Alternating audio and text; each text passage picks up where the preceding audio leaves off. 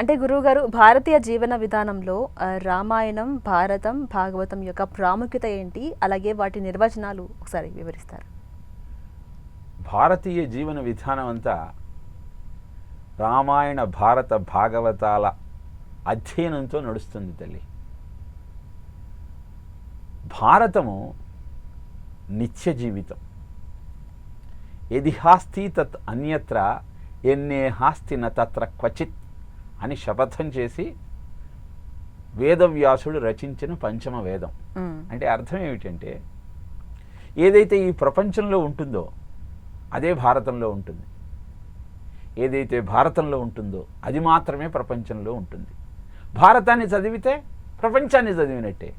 అందుకే భారత కథ అంతా నిత్య జీవితానికి నిదర్శనం. కథ కూడా అలానే ఉంటుంది. ధృతరాష్ట్రుడు, పాండురాజు వీళ్ళు హస్తినాపుర ప్రభువులు. ధృతరాష్ట్రుడికి దుర్యోధనుడు 100 మంది సంతానం, పాండురాజుకు పంచపాండవులు. యుద్ధం జరిగింది. కృష్ణుడు పాండవుల పక్షాన ఉన్నాడు. 7 అక్షౌహిణీల సైన్యం పాండవులదైనా, 11 అక్షౌహిణీల సైన్యం కౌరవులదైనా విజయం పాండవులనే వరించింది. ఏమిటి దీని అంతరార్థం అంటే, హస్తినాపురము, హస్తి అంటే ఏనుగు, ఏనుగు జీవుడికి చిహ్నం.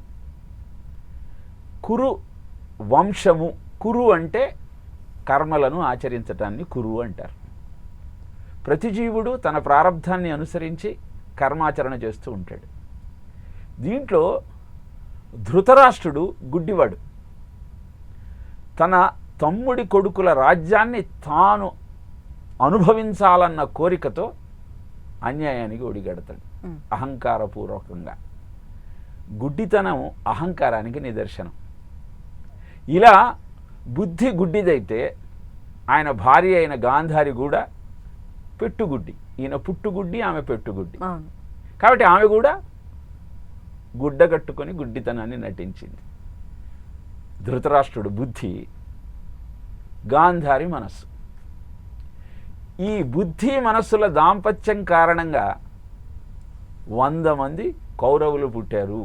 అంటే అహంకారంతో ఉన్నటువంటి బుద్ధితో ఆచరణ చేస్తే ఉద్భవించేవన్నీ కూడా దుర్బుద్ధితో ఉన్న ఆలోచన. అందుకే దుర్యోధనుడు. దుర్ అంటే కష్టసాధ్యమైన, యోధన అంటే యుద్ధం చేయటం. ఈ సంసారం అనేటువంటి సమరము చాలా కష్టమైపోతుంది అహంకారం నుంచి నీ ఆలోచన ఉద్భవిస్తే. ఇహ పాండురాజుకు యుధిష్ఠిరుడు, భీముడు, అర్జునుడు, నకులుడు, సహదేవుడు. యుధిష్ఠిర, యుధి అంటే యుద్ధమునందు, స్థిర స్థిరంగా ఉండేవాడు. అంటే ఈ సంసార సాగరంలో, సంసార సమరంలో ఏ పనినైనా సమర్థవంతంగా నిర్వహించగలనన్న ఆత్మవిశ్వాసంతో ఉన్నవాడు. భీముడు పట్టుదలానికి, బలానికి నిదర్శనం. కేవలం విశ్వాసం ఉంటే సరిపోదు, దానికి కావలసిన బలము, పట్టుదల 2 ఉండాలి. అర్జున అంటే రుజుమార్గంలో వెళ్ళేవాడు. నీ బుద్ధి, పట్టుదల, సాహసము, ఆచరణ అంతా కూడా సరియైన దిశలో ధర్మబద్ధంగా సాగాలి. వీళ్ళు ముగ్గురు ఒక తల్లి బిడ్డలైతే, నకుల అంటే కులం లేనివాడు. కులము అంటే ఇతను నావాడు, ఇతడు పరాయివాడు అన్న భావన లేనివాడు. సహదేవ సహభాతృత్వాన్ని పాటించేవాడు. ఇలా ఈ 5 లక్షణాలతో ఉన్న పాండవులు ధర్మబద్ధమైన జీవితం గడపటం వల్ల విజయం వాళ్ళను వరించింది. కాబట్టి భారతం అనేది నిత్య జీవితానికి నిదర్శనం. ఇహ రామాయణము ఆదర్శ జీవితానికి నిదర్శనం. ఆదర్శం ఏమిటి?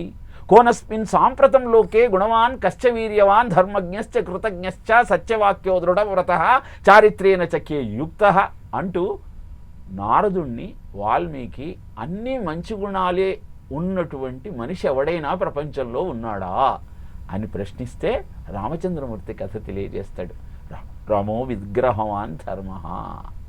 కాబట్టి రామాయణం అనేది ఆదర్శ జీవనానికి నిదర్శనం. మరి భాగవతం దివ్య జీవనానికి నిదర్శనం. భాగవతం అనేది నీ మానవ జన్మను ఎలా సార్థకం చేసుకొని భగవంతుణ్ణి చేరుకోవాలి అని తెలియజేసే అద్భుతమైన విజ్ఞానము. భాగవతము తెలిసి పళ్ళుకుట్ట చిత్రంబు శూలికైనా తమ్మిచూలికైనా అంటాడు పోతనామాచ్యుడు. భాగవతాన్ని చెప్పటం అంత సులభం కాదు. ఎందుకంటే నిత్య జీవితంలో మనం ఎదుర్కొనే సమస్యలు అద్భుతంగా వర్ణిస్తాడు భారతంలో. కాబట్టి వింటుంటే చాలా ఆసక్తిగా ఉంటుంది. అవును. రామాయణం ఆదర్శ జీవితం కాబట్టి ప్రతివాడు ఎన్ని తప్పులు చేస్తున్నా ఎప్పుడో ఒకప్పుడు తప్పకుండా తప్పు లేకుండా జీవించాలి అన్న భావన కలిగి ఉంటాడు.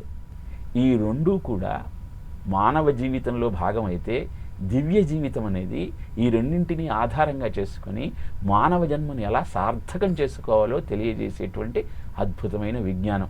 అదే భాగవతంలో మనకు తెలియజేసే అద్భుతమైనటువంటి విషయం.